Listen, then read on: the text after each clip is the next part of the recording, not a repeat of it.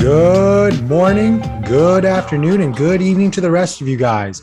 Welcome to episode 48 of Bitcoin Magazine Live. We are coming up on the big 5-0, but I'm super excited to introduce our guest for today and an instrumental teacher in my own Bitcoin knowledge, Stephan Livera. Thank you so much for joining us. How are you doing?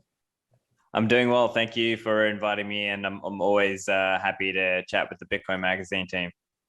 Well, we're excited to have our conversation today. We're going to be diving into why Bitcoin is multifaceted and multidisciplinary, and I don't think this could come at a better time after everything that we've been seeing around the world. The use cases of Bitcoin are expanding before our eyes. Those who were not aware of how it could help them are now being shown the way.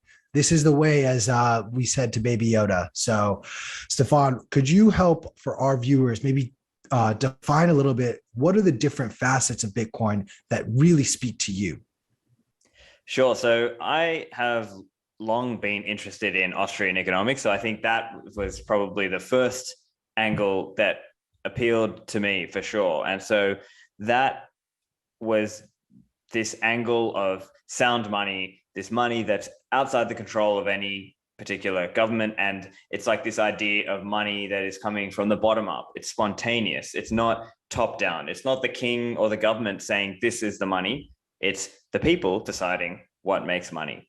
And there are various aspects of that, but let's, I guess, spell out some of the different ways in which you could view Bitcoin. And so, of course, there's that economic angle, and then there's also the technical angle. And so that these are probably the two biggest angles that I talk about on my own show, my podcast. But I would say that you need to have a decent understanding of economics and of technology for Bitcoin to really make sense to you. And if you only have one without at least a basic understanding of the other, you're probably not going to, you are in GMI. You're not going to make it because you might get stuck down some shitcoining pathway, or you might get stuck down some blockchainer pathway, or you might get stuck down some other, you might essentially go barking up the wrong tree. So those are, I think, the high level two ideas or concepts that you need to learn about. And of course, inside that, there's all kinds of different topics that you might need to have a basic awareness. So awareness of rather. So let's say networking, distributed computing, a little bit of cryptography, and these are some of the angles. And then you might also think a little bit about the history, right? As in, what was the history of the cypherpunk movement? What were they doing? What were they trying to achieve? Why was it that it took all this time? And what made Bitcoin special? Why do we believe Bitcoin would succeed where some of these other projects and ideas either did not really pick up steam, or they failed? Why was that? And not just the cypherpunks, but also that broader liberty movement. There were things like e-gold and Liberty Reserve and things like that. So those are a few angles. And then we also have to think from a political point of view. What is the likely pathway for adoption? What are the likely ways that this thing may go about? And that is useful to think about as well when you are trying to, in your head, game out what are the likely responses from politicians, from regulators, from everyday people. And I think it just comes down to thinking about what is in each person's self-interest. Because generally speaking, if you're trying to make predictions about how people will act, you're not too far off the truth if you're just thinking, okay, what's in that person's interest? What is their interest? What is their incentive here? And generally speaking, that is also why, as a system, Bitcoin works, because for the most part, it channels your self-interest into its own self-preservation. That as you join the network, you become a hodler and a stacker, then you have an incentive now to teach other people about it, because it's like a network, and this network becomes more powerful the more people who are part of it and who are using it. So those are a few angles. And then even inside the Bitcoin world, and that some of these ideas almost map into ideas inside the Bitcoin world, because we have this whole privacy community, and that there's like an aspect of how do you be private when you're using your Bitcoin? What are some of the privacy techniques that we must keep in mind? We have to think about what's the best way to secure our coins. And so that comes into the conversation around, okay, phone wallets, hardware wallets, multi-signature. What techniques do we use? What kind of backup and recovery strategies do we employ? And those are just a few angles there. And then you might also layer in this idea of, well, what's going on politically and from a regulatory point of view, what's happening in that aspect, what's happening in that sphere.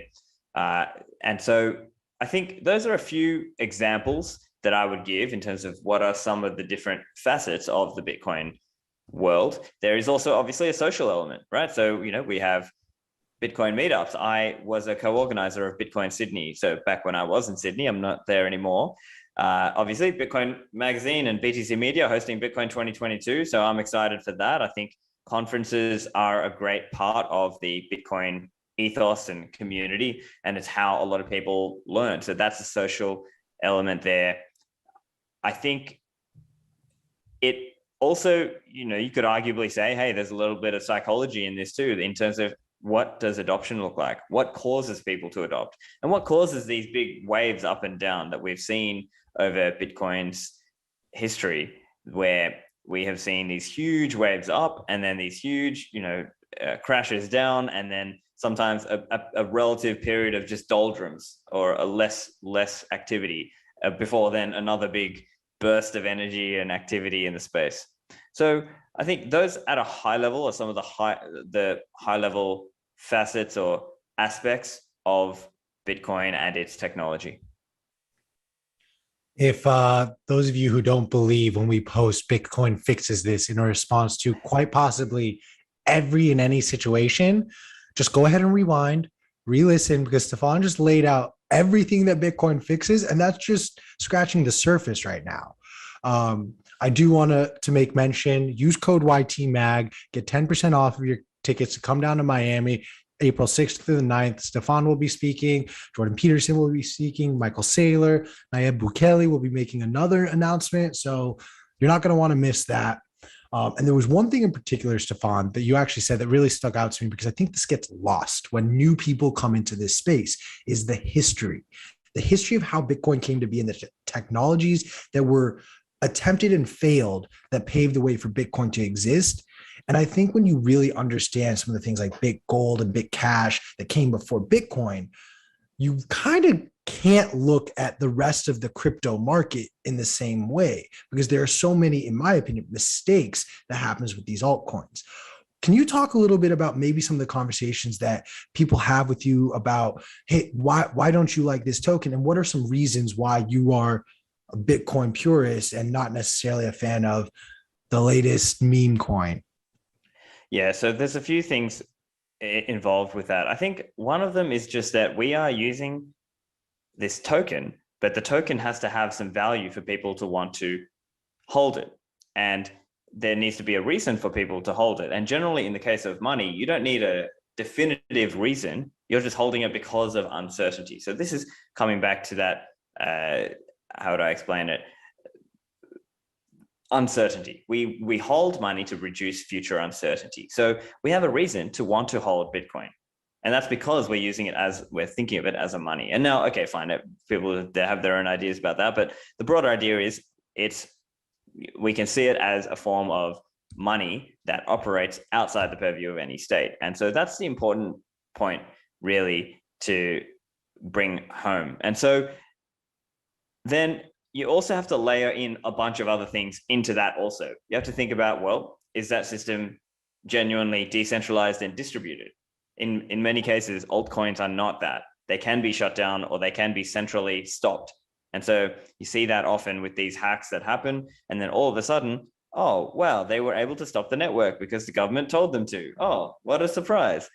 In the case of Bitcoin, there is no person you could point at and say, hey, take this, stop this network. We don't like it. Stop it. Sorry. You can talk to, and it doesn't matter who you're talking to. They just can't. You can talk to Michael Saylor. He can't stop the Bitcoin network. And he's probably one of the biggest holders. So that's an important aspect. I think the other aspect is just that Bitcoin is genuinely trying to take the control of money outside of anyone's control. Whereas with altcoins, it's oftentimes Okay, so there's a spectrum, right? So there are some that are just straight up outright scams, right? Like the BitConnects and OneCoins of the world or whatever. And then you've got others that are really more in like a grifting category. They're just kind of promising things off into the future that are so unrealistic that but they kind of, it might sort of, if you really squint hard and imagined, maybe, okay, yeah, there's a reason for it. I think we are moving into a world where Bitcoin will be seen as the overall money. Now, do I see a temporary future for things like, say, stable coins? Maybe I could see that. Uh, Outside of that, I don't really see a lot that I'm really interested in. And I think the thing to understand is, of course, okay, somebody could, to Steelman, right? Somebody could come back and say, well, hang on, look at all these people who are using these other coins.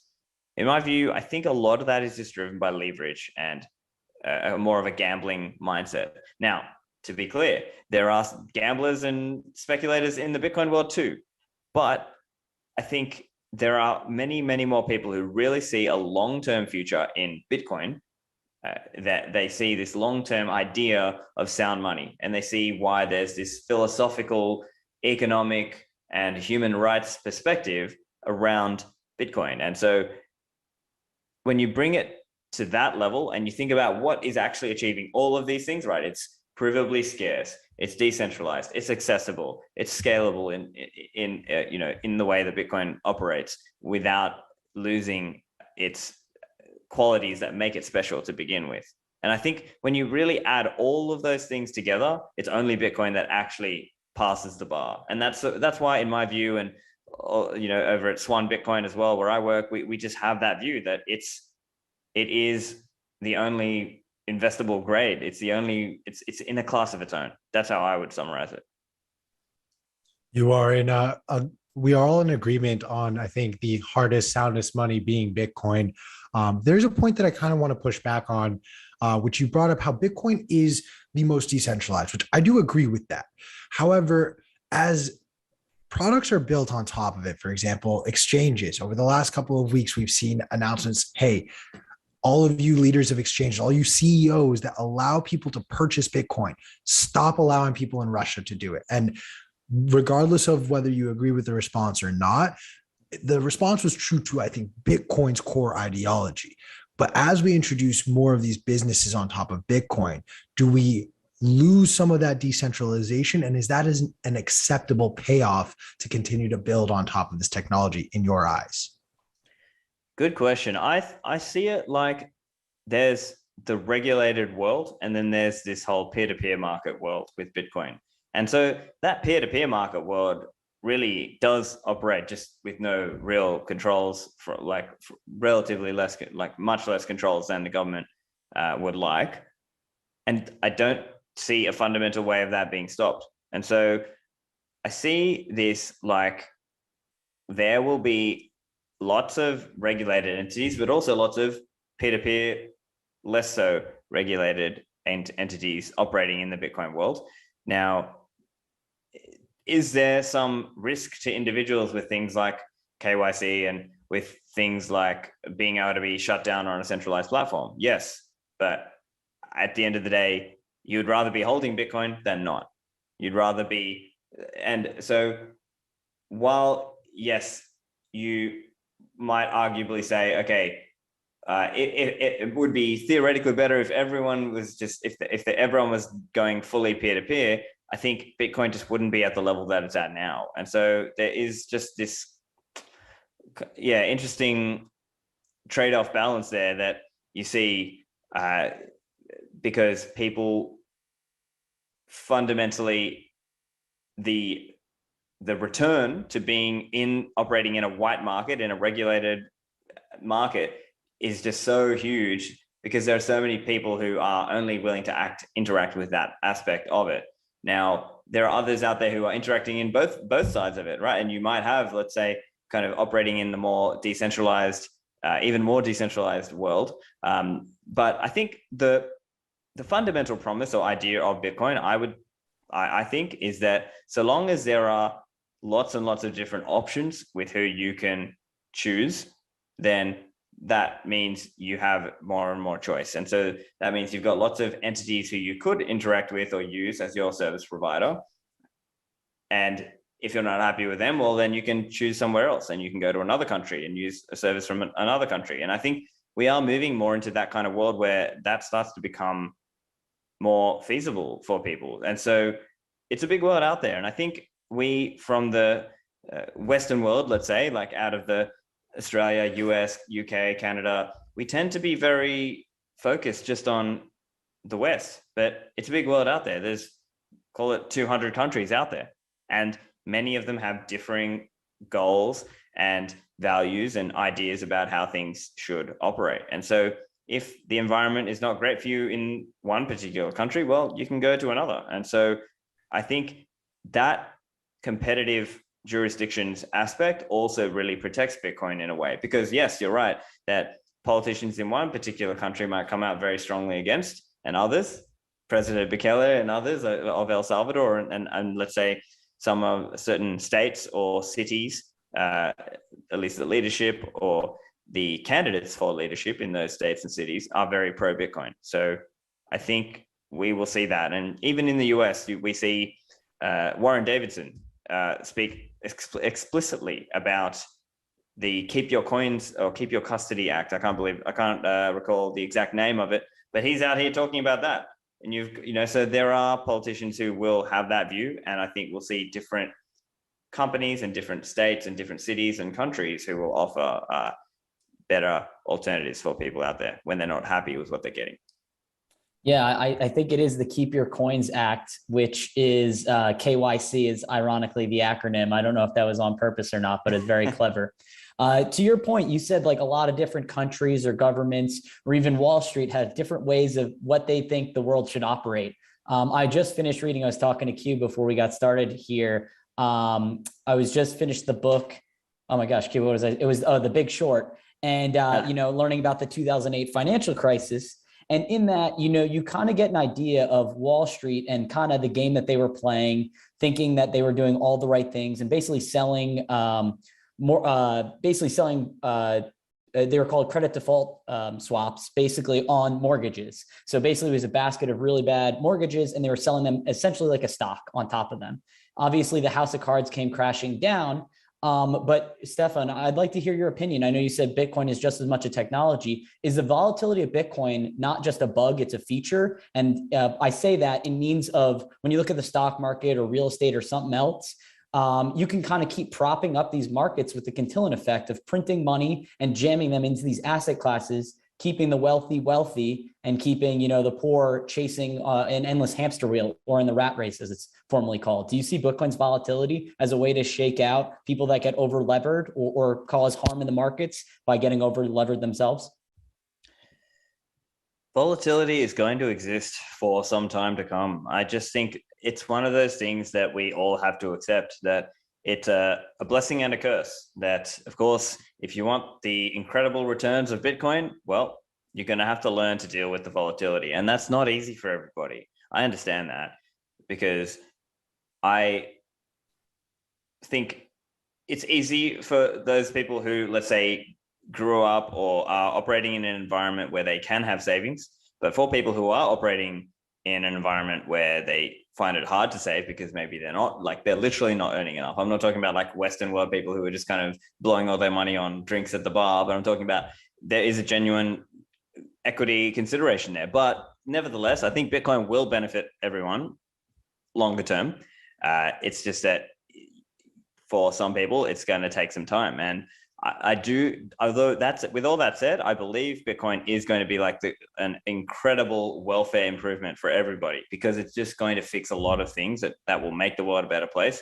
But I think the volatility is something that you need to adjust your mindset to as well. And so if even those of us who came from the Western world or are in the Western world, it's more like you just need to learn to deal with volatility. And that's just part of the journey of becoming a Bitcoiner, I think, because how it is for many people is they might start with a toe dipping amount, and then slowly over time, they increase their investment. And so that necessitates them learning to deal with the ups and downs and the swings. And so once you've been through a few years of it, or at least a cycle, then you tend to be in a better position because by now you're so much higher up than what you first purchased. And of course, if you're doing like we do at Swan with the Bitcoin savings plan, or the DCA colloquially called, then you are just channeling that volatility in your favor because you're just purchasing little amounts along the way. But it is a blessing and a curse because it does, like you said, Chris, it flushes out people who haven't been careful and conservative in how they do things. Now, an interesting topic in Bitcoin as well is like this idea of leverage, right? And I did an episode with Dylan Leclerc from the Bitcoin Magazine team on this very idea, like, should you use debt to stack more coins? And if you are conservative about it, if you're in the right life circumstance, it might make sense for you to do that, but it is a risk because then you are risking getting wrecked, and nobody wants to get wrecked on, get margin called or get their coins liquidated and lose that. So it is an interesting one. I think it just comes down to having a certain level of conservatism in how you approach Bitcoin. Although it's funny we say that because from an outside perspective looking in, people might think, oh, look, having all this Bitcoin is risky. It's like, look how risky you are being in Bitcoin. Why don't you stay in stocks and bonds like the typical like a typical high net worth person who has a financial advisor? They're probably very high percentage of them are just using 60-40 stocks and bonds and not even thinking about Bitcoin. Although I'm sure they're hearing more about it and they're starting to think, oh, okay, maybe there's something to it. But they're probably also confused because they're thinking, oh, it's crypto and look how volatile it is, as you said. Yeah, and I think, us with being Bitcoiners, or at least in this space, I'm sure a lot of us hold more percentage of our wealth in Bitcoin than most people would be comfortable with. But I guess a point that I want to add is adjust it for your position size. I know a lot of my aunts and uncles, they think I'm crazy for the percent of my net worth in Bitcoin. They're like, why are you doing that? Well, one, I'm younger than them. So I can, afford to delay retirement or whenever I want to stop working, hopefully one day. But to their point, if you're so nervous about it, start with a 0.1% allocation, 0.5% allocation, 1% allocation might be considered outlandish to them, but just your position size that you can sleep at night while getting exposure to this asset class. And I'll toss it over to Q now if he has anything to add on that. I mean, I can share a story from just a couple months ago when we were in Nashville. BTC Inc. is very generous to its employees and pays out a bonus in Bitcoin specifically. And I was explaining this to some friends from college that I had seen in Nashville, and my friend's wife literally grabs her chest like, oh, I can't, that's so scary. Like, but it could go to zero. I'm like, well, it's not going to go to zero. And when it doubles from here, like, I'm going to feel great because there are very few things that you can see double. To your point, like, volatility gets this negative connotation. I come from like a more financial background, and saying a stock is volatile is a scary thing, but it often is ignored that volatility doesn't just mean on the downside. It also means upside potential. So there is a second layer to it that you touched on a little bit, Stephan, where for myself, it took me taking the time to define what money is and really diving down that rabbit hole to not care about the volatility anymore. But I can only speak of my experience to that because everyone has a different appetite. There are plenty of people that we deal with or that we've spoken to have 100% allocation. And there are plenty of people we've spoken to who said the only thing worse than 0% allocation is 100%. I'm curious your thoughts on that statement in particular of 0, 100, or somewhere in between. So I think any long-time Bitcoiner ends up being close to 100%. They may not be exactly at 100, but generally they're close to 100. Or they might have of their investable net worth, right? So, I mean, if they own their home or something like that, then maybe not. But generally what's happened over time is because if you were in for a longer time and you didn't rebalance, meaning you didn't sell some of your Bitcoin to then buy more stocks or whatever, or as Michael Saylor might say, selling the winner to buy the losers. But then if you didn't do that, then you ended up close to all in. And, that may end up being the way things go for a lot of people.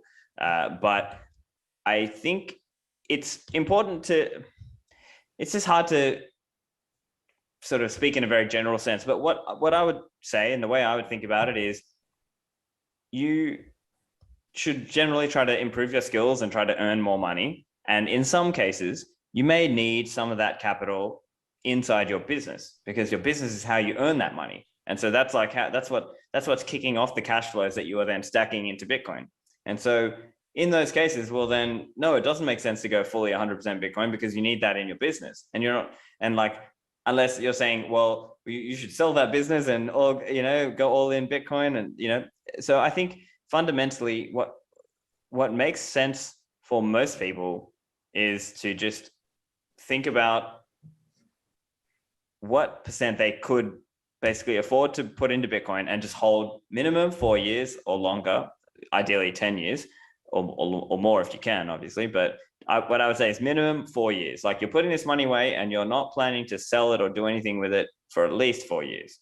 And I think that is probably a good marker for most people. And I think it is personal in that way, because it's also a psychological thing. So I think it's actually a common thing where people might overstate their risk tolerance, their ability to handle a drawdown. And only once you're tested, then you really know. And so in those times, you're better off with an amount that you can sleep at night, basically. So I think that said, though, it also comes down to conviction and having your own thesis about it, and having a long-term thesis about what Bitcoin is and where it's going. So if you have read about Bitcoin and you've listened to podcasts about it, and you really have a strong thesis about it, and you really have a strong view of where it's going, and you can see all the places it's being used around the world. We see Ukrainian refugees using Bitcoin to get out of the country. We see people in Russia who, let's say, they have now been cut off from all the Western world services like PayPal and Visa and MasterCard and things. And their family, I've seen online stories of people saying, hey, we've got an elderly relative, like a grandparent, and we used to send them money with PayPal and things, but now obviously that's all blocked off. And now what do we use? We use Bitcoin to send to them.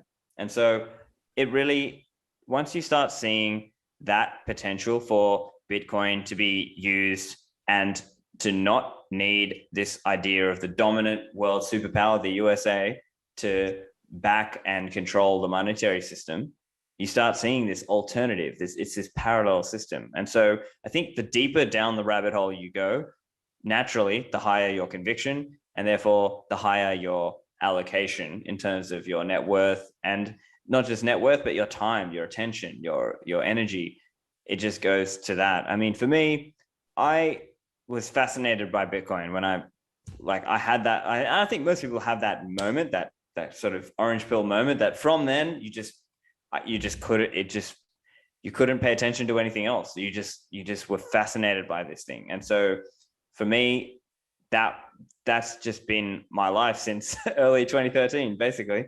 So I've just been fascinated about it. And so I think what happens is your time, your effort, your investment goes where your attention and fascination are. And in some cases, if that's because you are reading Bitcoin books or articles or listening to Bitcoin podcasts, those are ways in which you found the conviction to increase your allocation. Yeah, I mean, it's also a fascinating discipline, because for so long, like, financial systems, financial education was held under lock and key. If you didn't have a college degree, you didn't know what questions to start asking, and you couldn't really go down any sort of rabbit hole. But given the information age we live in, it seems like Bitcoin is really meant to not be hoarded in the way wealth has been hoarded for millennia at this point. Talk to us a little bit about what are maybe one or two examples of things that you are most excited to see Bitcoin fix completely, and how will it do that? So for me, it comes down to savings technology. As my friend Pierre Rochard says, it's savings technology. And of course, it's payments technology too. But I think that's the fundamental shift that a lot of people have not made. Because if you speak to most people, they don't understand how the US dollar works. They don't They're not thinking about, oh, how does this work over at Fedwire and the clearing? And no, they're just thinking about the dollars in their account or the cash in their wallet, and that's it. So it just comes down to not having a good understanding of what that's doing and how it's being used to rob them, because people work really hard for their money and then it just gets inflated away. And it's insane to think about, but that's really what's happening. And so that has become a lot more apparent to people. And arguably, the US dollar is still, it could still do well over the short and medium term because other fiat monies might do worse. So that's kind of an ironic thing where you might see nations who go through this monetary crisis, they start to dollarize, and we see people want to hold foreign money, and of the foreign monies, they generally like to hold the US dollar if they can. And so it's kind of this ironic case where we see the US dollar might kill weaker fiat currencies, and then who knows, longer term, I think it'll be Bitcoin versus the US dollar. And I obviously believe Bitcoin wins that longer term battle. And that's not like a physical battle. That's more just like a hearts and minds battle.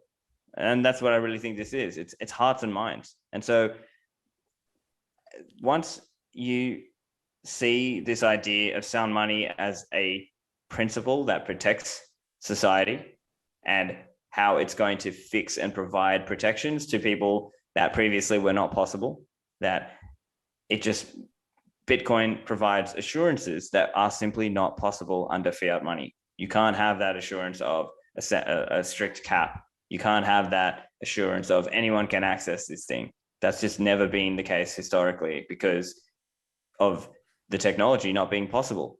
And now with Bitcoin, it's, yes, we have the technology. This is it. Please go ahead. Yeah, I guess, Stefan, when you see Bitcoin working, obviously a lot of Bitcoiners are more libertarian minded or thinking of a smaller federal government in many parts. Obviously, in conjunction with that, it puts a lot of politicians, I wouldn't say out of business, but definitely with a lot less money and capital that they can use for their jurisdiction or, greedily for themselves.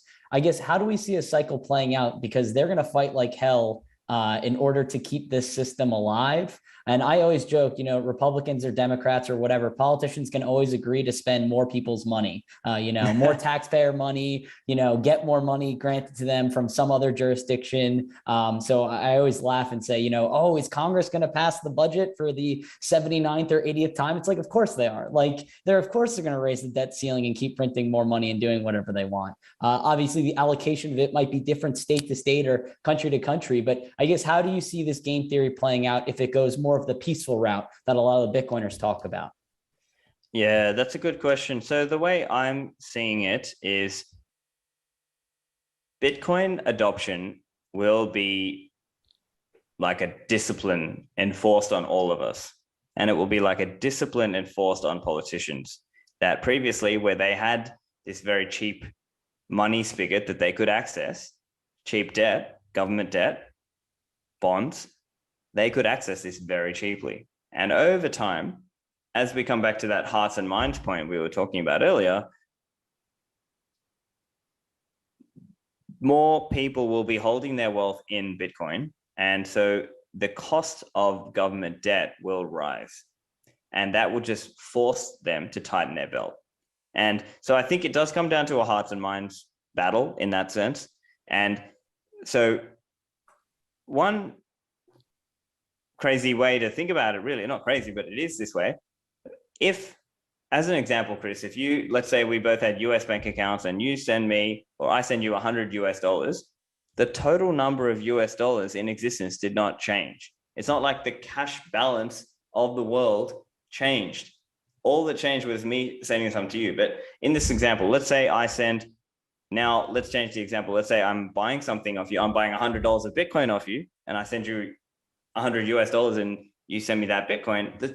The total number of dollars that exist in the world has not gone up just off that. Of course, there's fractional reserve banking and loans and all that. But what we're really talking about is the relative valuations here. Because if everyone starts to do, as we were just saying, sending $100 to buy Bitcoin, the stock is the same. The US dollar stock and the Bitcoin stock is still the same at that moment in time. What's really changed is the relative valuations. And so what we're talking about here is this process of more and more people mentally making that shift into a Bitcoin standard, or at least holding some Bitcoin. And that's going to do most of the work. And so then you'll see all these people who have an interest in that Bitcoin not being taxed too heavily, not being outlawed, not being stopped. We want things like the ability for people to hold their own private keys or run their Bitcoin node or do Bitcoin mining, all these typical Bitcoin things. And so I think there'll be some politicians who rightly understand how to capitalize there. And so they will see that, yes, government is going to be smaller. And that's why I think it does naturally appeal more to libertarian politicians, or at least politicians who have some libertarian leaning. And they will be the ones who capitalize politically. And so I think that's one angle. And then I think the other angle is, as I was saying, the competitive jurisdictions aspect. People will start to see that you can't just take people for granted. If you treat them badly, they'll leave. And where else did we see that? In the US. We saw that in states like New York and California, having so many people leave and go to the likes of Texas and Florida and Nashville and other places, that they didn't want to stay there anymore. The cost was just too high. And of course, as great as California is, as great as LA is, people were leaving because they just weren't getting a good deal. They weren't being treated well, and they left. And so I think we will see that around the world. We will see, and we are seeing, more and more digital nomad programs around the world. There's probably 20 or 30 countries that offer some kind of digital nomad program where you can basically prove a certain amount of income or pay an upfront fee, and then they'll give you the visa because they want you to be there in that town spending money, or in their country spending money locally. And so that might provide jobs and opportunities. We've seen more jobs and tourism come to El Salvador with their Bitcoin law. So I think it's not crazy to think we'll just see this competitive jurisdictions aspect play out, both inside the US and just around the world. And so I think that's going to be a big, big driver for this being a peaceful movement and a peaceful change, and people seeing it like, hey, the time has come. This is it. This is the time to really make a change and make the world a better place. As one of those digital nomads who's technically my address says Los Angeles, I spend as little time as I can in that city for many of the reasons you've listed and then some. I do want to kind of present a two-part question for you to stay on the topic of politics. We get promised all the time, especially in America, everything we want and then some, as though a perfect world will happen if we vote for this politician. And never in my lifetime have I seen any one of those promises really come to light. We have now started to see a big groundswell of new and aspiring politicians run on a Bitcoin platform. I remain skeptical.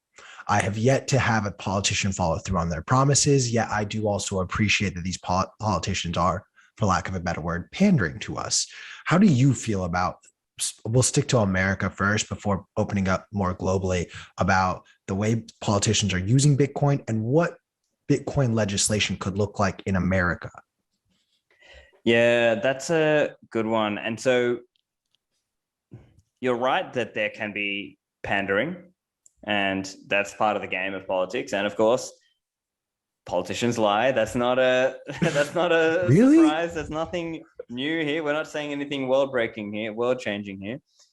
So the way I see it is they might try to use us, but we might also be using them too. Who's using who? Because when they mention things on major platforms, whether they are social media or news platforms or websites, and they get mentioned and they're talking about Bitcoin, they're also doing a little bit of our job for us. They're actually marketing Bitcoin, even if in some sense, even if they're talking down about Bitcoin, they are still marketing Bitcoin for us. And that's another person who might be reading it, hearing about it, and having that orange pill moment, for all we know. So even if Brad Sherman, the most anti-Bitcoin politician I've ever seen, comes out, he might be encouraging more and more people to actually adopt Bitcoin. And his political opponents may latch onto that. And so, yes, I agree that at times it can look like, okay, our Bitcoiners simping for the politicians. Okay, that's not a good thing. But I can see benefits where that politician is helping to market Bitcoin, promote Bitcoin, or try to go into bat for Bitcoin in cases where someone like, say, Ted Cruz has spoken about Bitcoin and the energy impact. And so I think we can see a middle pathway where, okay, yeah, there might be some overly draconian regulation come in on Bitcoin as a result of all the back and forth, and maybe it does become a political football, as many things do. And some of that, we can't prevent that.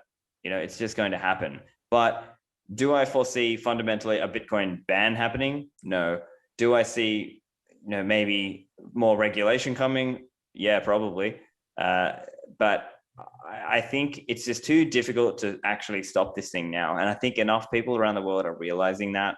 And so I just see it like those politicians who can actually deliver on at least some of the Bitcoin promises will see gains, and people come to their state and people come to their city and their town and their country.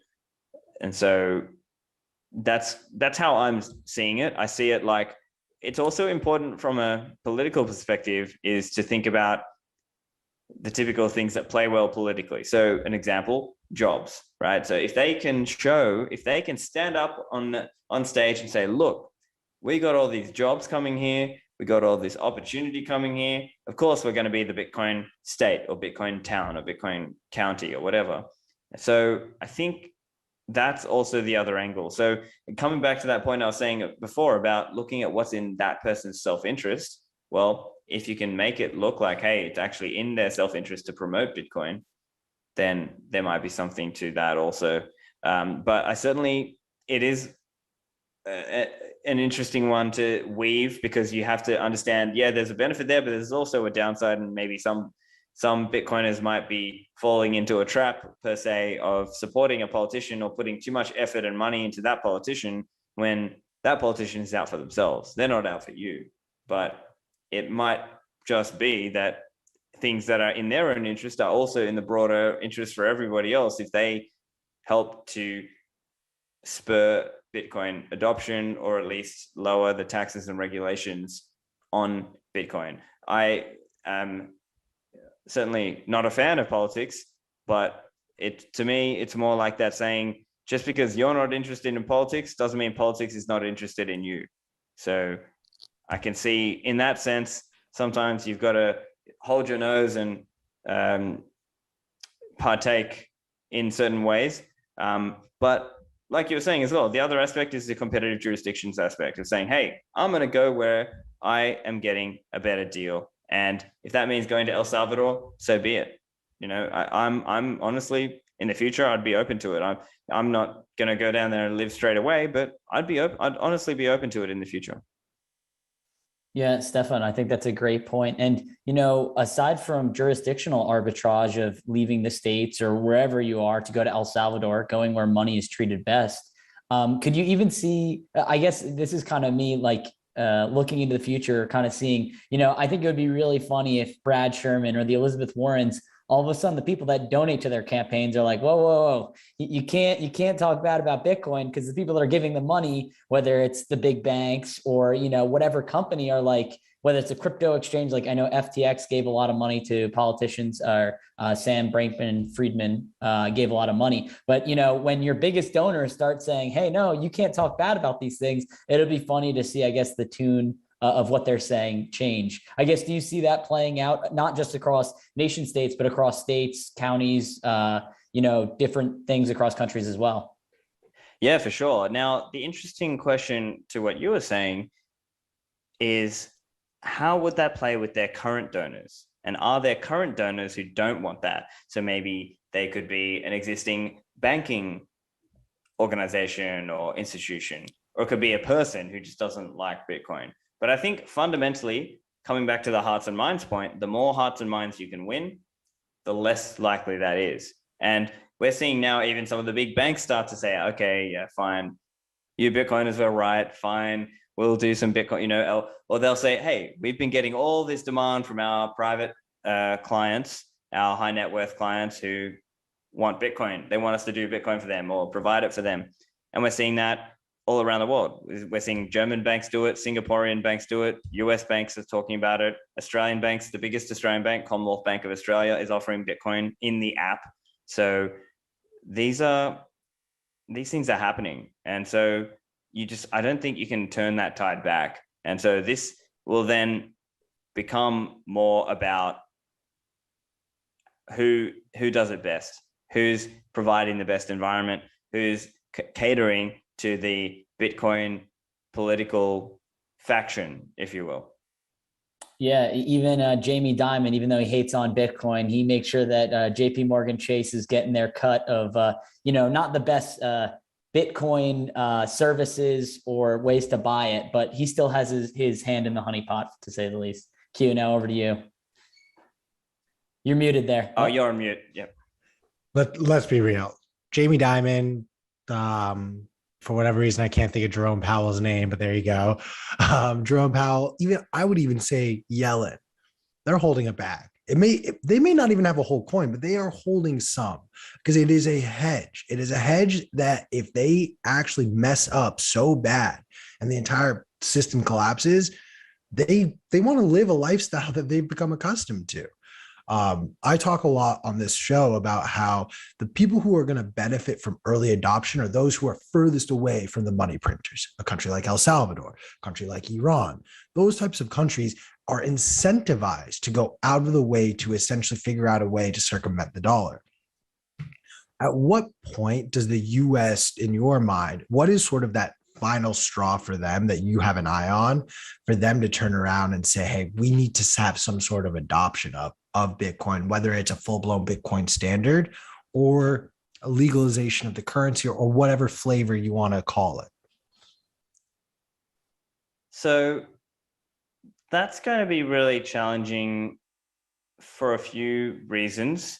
A few reasons, really. I think having government debt in US dollars is very beneficial to a lot of the current US government politicians and regulators. And so they may not be so keen to see that go. And I think they will try to push the CBDC thing. So they will try to do that angle. That's what I see. But that said, of course, there will be the Warren Davidsons, the Cynthias, the other Bitcoin friendlies out there.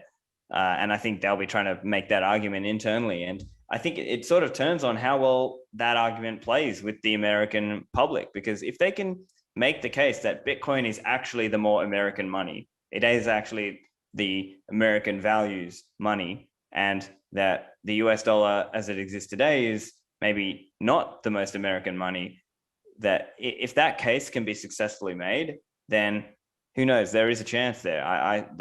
Now I say that I'm an outsider, right? I'm not an American. I obviously follow a little bit of what goes on there, but I wouldn't say I have the best informed view of what's going on there. But I think it is also interesting because just globally speaking, of course, it's a big world out there. There's 8 billion of us on this earth. America is what, 350 or 340 million, something like that.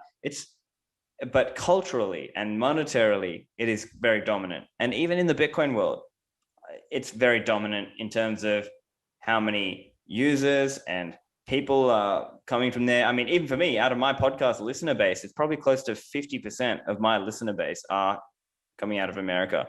So it is very dominant in that way. And so things that happen in the US, a lot of the other countries of the world will try to follow. So that is an interesting part. But I think to your point, Q, I think you made a great point. It's that, those countries who have the least to lose by going for Bitcoin, they might be the ones to do this, right? And I like that because it's a clever reversal of the typical Austrian economics argument, which is he who is closest to the monetary spigot benefits the most. And so you could sort of argue then the converse of that, which is he who is furthest from the monetary spigot has the most incentive to try and get into Bitcoin.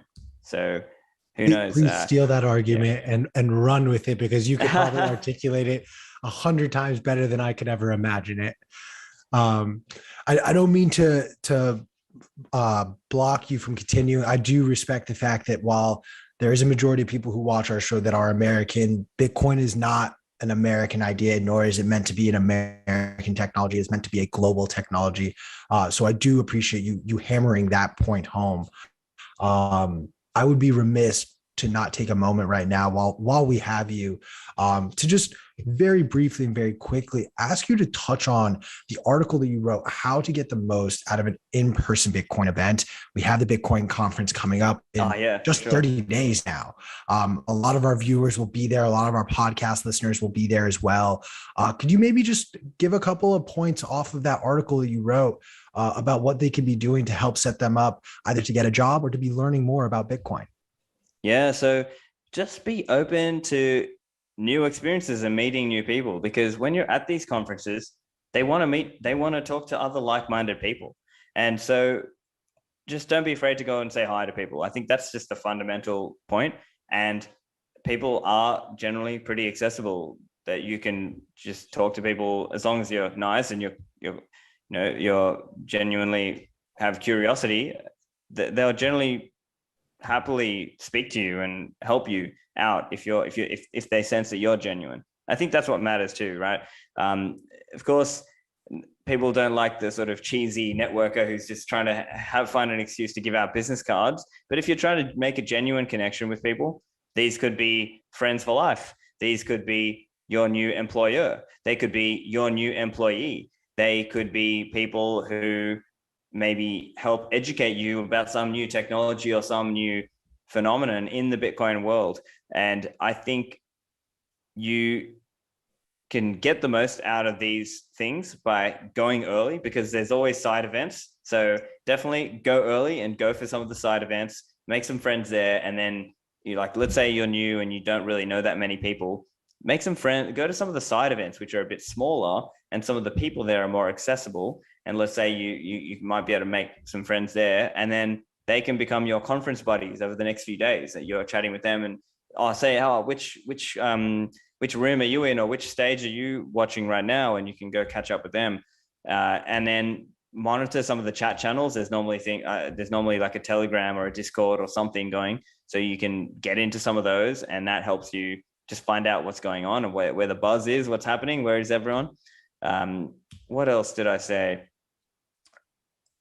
Yeah, I mentioned, look, if you're thinking like, okay, it's a bit expensive, well, consider volunteering. A lot of conferences will happily, now, of course, you're working, but still, you might get to do and see more than you would have otherwise if you're just volunteering. So that's another thing to think about. And also, what you'll find at these Bitcoin conferences in general, now I've been to many of them, it's pretty much my job to go to these. So I've noticed that there are times where people don't necessarily just watch the talk. They're kind of there to do the networking and catch up with people and make friends and make connections out there in the sideways, in the side hall conversations, because they know they can just watch the stream later. And so that's a typical thing we've seen, because almost the ethos with many Bitcoin conferences is that the material is streamed and put up online anyway. But it's almost like you still want to go. Now, of course, you can make the argument, oh, look, just watch it online for free. But I disagree with that as well. It's almost like, and I made this argument in the article as well. It's like saying, oh, don't go and see that live singer at their concert. Just listen on YouTube or on Spotify. Well, okay, that's kind of missing the point here, right? Like, people go for a reason. They want to see the show live, or they want to network with other like-minded people, like other fans of that same person or whatever. So I think for a lot of people who are new, you might not know the right questions to even ask. And I think this is what you alluding to back to what you were saying, Q, is that when you're new, that first exposure to a Bitcoin event or conference or meetup can really vault you much further ahead. You can leapfrog ahead because you're catching up quickly and you're hearing all these discussions and conversations. And there'll be all different levels, right? There'll be people who are very advanced level, and maybe when you're new, you can't jive with that because it just sounds like gobbledygook to you. But let's say you're a beginner and you find other beginners, or you go to the presentations and the events that are more beginner focused, well, then you can really learn from that. And I've seen examples where, let's say someone attends a Bitcoin conference and then later they go on to start a Bitcoin meetup or get involved back in their hometown. And so these are all ways that you can develop your understanding as well as your connections in the space, which might help you later on down the line. I love that. And I mean, I've told this story so many times, guys. So I'm sorry to beat a dead horse, but like for myself, I will never forget being in that room with Jack Mahlers while he made that announcement for El Salvador. You could watch that a million times on YouTube. It's not going to be the same as being in that room, watching everyone stand up, cheer. It sends chills down my spine thinking about it. If this finally convinced, if you have been sitting on your tail this whole time, use code YTMAG. Stephan is going to be there at Bitcoin conference this year. Who are you most excited to see in Miami? Oh, there'll be a few people who I've never met in person. So there'll be some who I've interviewed, but I'm keen to meet them actually, to get a chance to actually catch up with them in person. Yeah. So, and there's others who I just haven't seen for a while because of, the last few years being crazy and all that. So yeah, I mean, looking forward to, catching up with some people like, say, Safety. I haven't seen him in person for a while. I've never met Michael Saylor in person. I would love to. Who else? I mean, there's a bunch of people. I mean, the lineup is just insane. So, looking forward to catching up with NVK from CoinKite. And of course, my fellow Swans over at Swan Bitcoin. I'll be catching up with a whole bunch of them. So Corey and all the guys and everyone from Swan Bitcoin, looking forward to catching up with them in person. Many of them I've never met in person in the real world. I've just, met them and spoken online, obviously. So looking forward to that also. And yeah, just looking forward to the connections that you might make, the friendships that you might either make or build and grow upon that. You build that. You guys heard it here first. Stephan is excited to see Saylor for the first time and introduce himself to me as well. It actually breaks my heart that it's almost 2:00. My producer Chris messaged me saying we do need to wrap this up, and I'm floored how quickly this came to an end. But Stephan, one final question for you: What does a Bitcoin standard in your eyes? You are king of the world. You get to make the rules. What is the standard? What are the laws you implement to make sure Bitcoin is everywhere? Oh, wow. Well, yeah, I mean, remove legal tender laws, remove capital gains tax laws, let anyone use whatever money they want. Do whatever you can to lower the tax rates down. I think cutting out whatever regulation you can. I mean, I see it like the best thing is to sort of let the market and let people make their own choices and their own decisions. And so I obviously come from that more libertarian mindset. And so I guess that, to my mind, is the first thing that comes to my mind, is to try to get rid of those top-down enforced rules and let the rules come from a more bottom-up sense and have market regulation and people to people making their own deals and arrangements about how they want to live and be governed. And I think we're seeing some of that with this idea of free private cities and things like that are kind of more in that direction, not exactly that way, but I'm hopeful that we see that kind of thing. My prediction is that we'll see a lot more city states and smaller governance vehicles, if you will, or as opposed to these gargantuan mega governments of the world that exist today and are very common today. I think we might be moving more into that kind of world, but we'll just have to wait and see. Hey.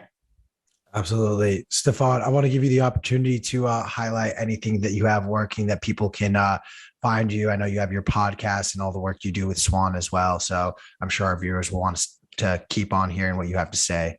For sure. Yeah. So If you're interested to listen to my podcast, it's focused on Bitcoin and Austrian economics. I interview many of the leading people in the Bitcoin world. StephanLivera.com is the site there. And if you are interested to purchase Bitcoin, swanbitcoin.com.